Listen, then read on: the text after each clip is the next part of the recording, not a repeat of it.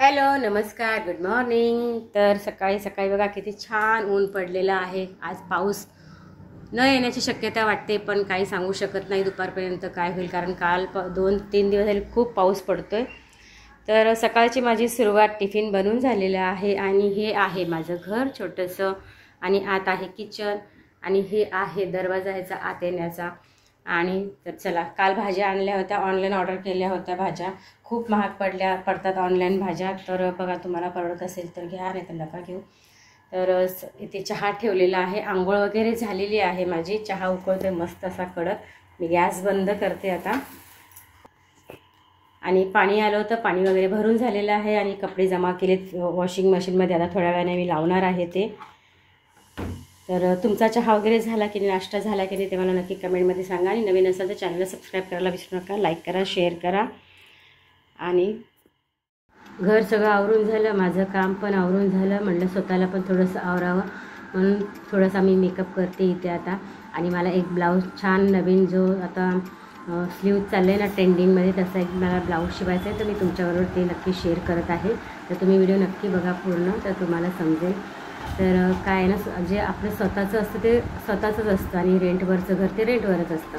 कारण आपलं घर असलं की आपण कसंही आपल्या मनासारखं ठेवू शकतो, कारण रेंटवरच्या घरामध्ये आपण काहीच करू शकत नाही। जसं आहे तसंच आपल्याला राहावं लागतं। तर तुम्ही इथे बघा, माझं मंदिर आणि टी व्ही पण आजूबाजूलाच आहे, कारण खेळ वगैरे ठोकू शकत नाही आपण, त्याने ठोकलं तर ते बरोबर पण वाटत नाही। आणि आपलं असलं की ते फिक्स असतं एक, तर आपल्याला खाली करायचं नसतं घर, काही नाही। जर खाली करताना परत आपलं सामान इकडे तिकडे खूप खराब होतं। त्याच्यासाठी आपलं स्वतःचं ते स्वतःचंच असतं आणि रेंटवरचं ते रेंटवर नसतं। तर ह्याच्यामध्ये तर आपलं स्वतःचं घेणं घर खूप खूप महाग आणि खूप कठीण आहे।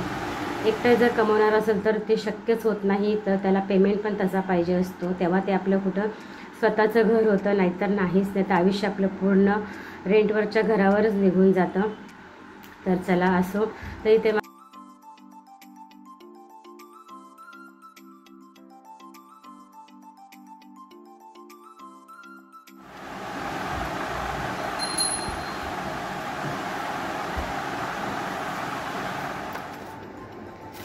चला नवीन कैचीचं पण आज आपण उद्घाटन करूयात। तर आधी आहे ना, आपण याला कागदाने कापूयात, कारण डायरेक्ट कपडा कापला ना तर खराब होते, म्हणून आधी कागदाने कट करायचं असतं। कधी पण कैची आधी कागदावर यूज करायची, नंतर मग ती कपड्यावर यूज करायची। एक नंबर आहे। हा काय स्मूथ चालते।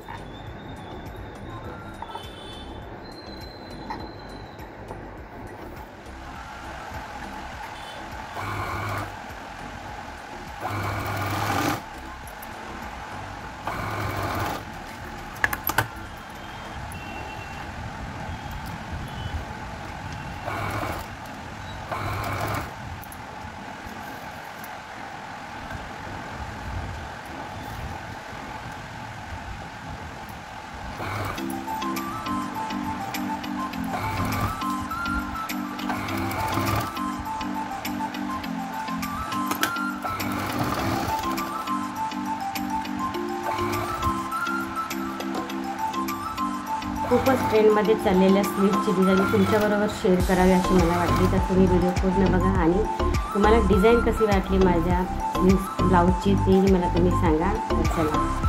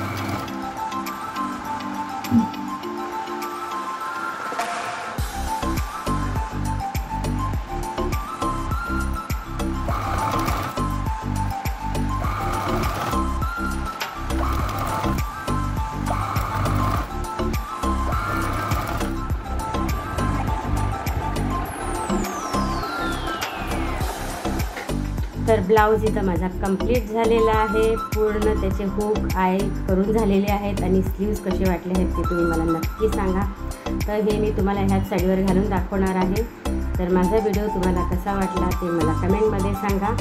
ब्लाऊज तर मला तर एक नंबर दिसत आहे, तरी ते तुम्हाला घालून पण दाखवणार आहे. तर त्याच्या आधी मला छोटीशी भूक लागलेली आहे, छोटी म्हणजे भूकच लागलेली आहे. तर या जेवायला तुम्ही पण आणि ब्लाऊज घालून दाखवते तुम्हाला.